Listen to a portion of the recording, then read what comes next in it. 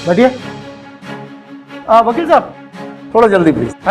Your honour, मेरे मुवक्किल दिनेश कुमार, इनका दावा है कि पूरी बिरादरी के सामने मंगनी करने के बाद भी उनकी मंगेतर मिस रोशनी उनसे शादी करने से इनकार कर रही हैं। योर ऑनर, इनकार नहीं, लेकिन मेरी भी वही शर्त है जो इनकी है। कैसी शर्त? योर ऑनर, मेरे मुवक्किल की बिरादरी में एक रस्म है जिसे निभाने से मिस रोशनी साफ इनकार कर रही हैं। वो रस्म क्या है? योर ऑनर, ये रस्म नहीं, ये सामाजिक रूप से महिलाओं पर किया जाने वाला अत्याचार है, अत्याचार। रस्म से बढ़कर ये एक स्त्री के चरित्र का नगीना है योर ऑनर, एक औरत की इज्जत और आबरू की निशानी है। आप रस्म के बारे में बताइए ना। आप मतलब यूं ही पहेलियां उलझाते रहेंगे तो फिर हम यहाँ मतलब। योर ऑनर, मेरे मुवक्किल दिनेश कुमार चाहते हैं कि मिस रोशनी ये सबूत दें कि सुहाग रात की रस्म अदा होने तक वो वर्जिन रहेंगी, यानी कि पेटी पैट। वर्जिन मतलब? हर सूरत हाल में कुंवारी रहेंगी।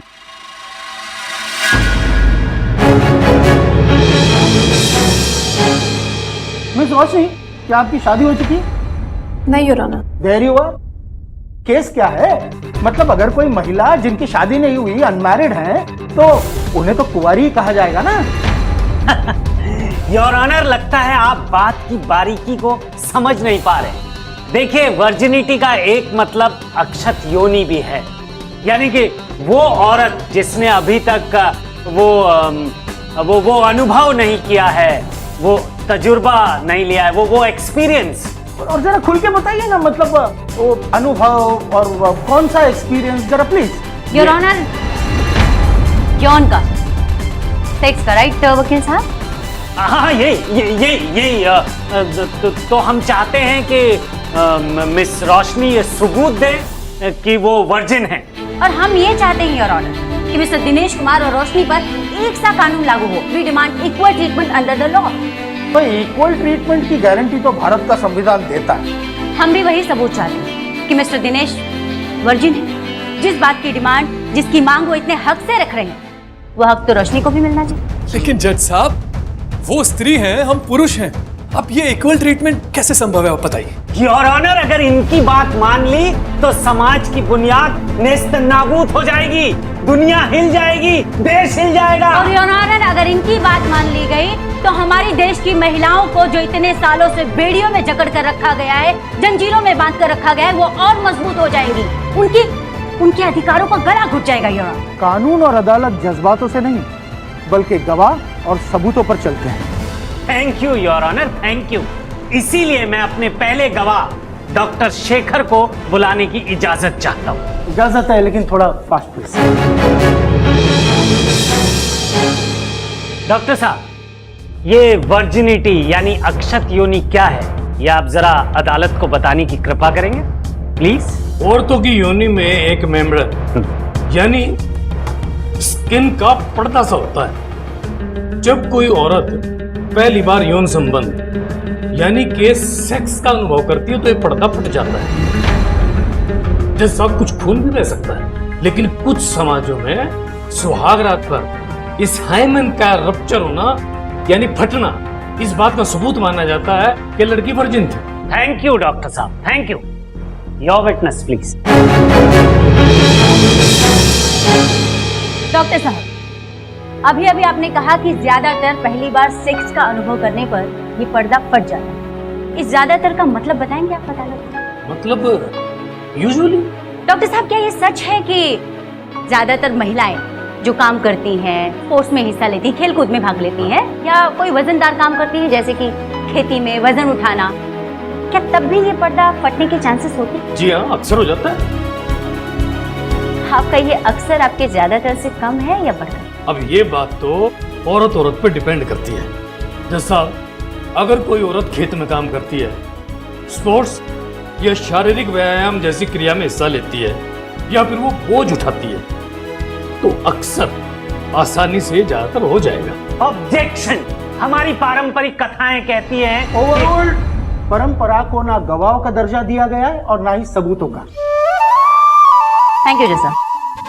हाँ, तो डॉक्टर साहब एक बात बताइए कि क्या सुहाग रात के दिन पहली बार यौन संबंध स्थापित करने पर यदि महिला के शरीर से खून ना बहे I mean sexual interaction, intercourse जिसे कहते हैं, उसके बावजूद खून ना बहे, तो क्या आप ये दावे के साथ कह सकते हैं कि वो वर्जिन नहीं?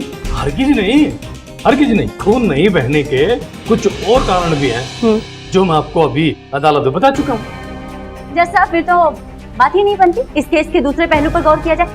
डॉक्टर साहब एक बात बताइए, क्या दिनेश कुमार जी ये सिद्ध कर सकते हैं कि वो वर्जिन नहीं है या वर्जिन है?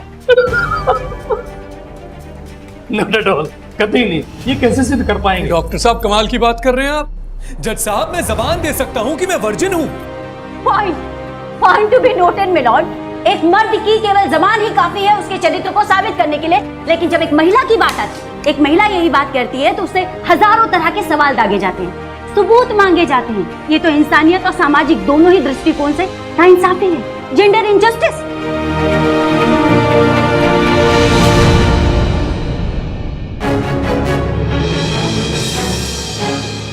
हाँ तो दिनेश जी, आप इन सारी चीजों के बारे में कुछ बताना चाहेंगे?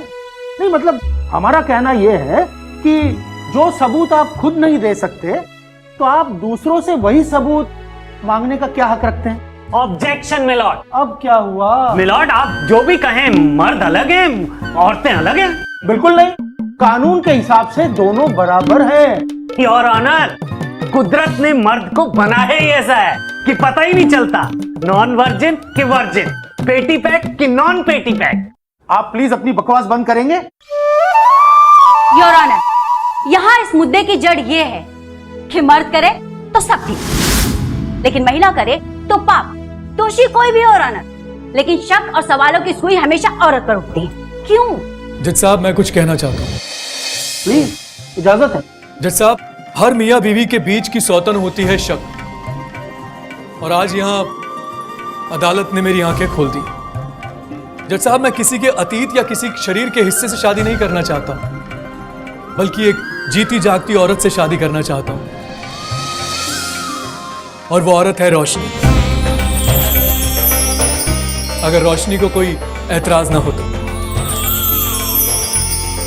मुझे मंजूर है योर ऑनर। एक पत्नी इससे ज्यादा और क्या मांग सकती है कि उसके पति और उसके बीच कोई तीसरा ना हो।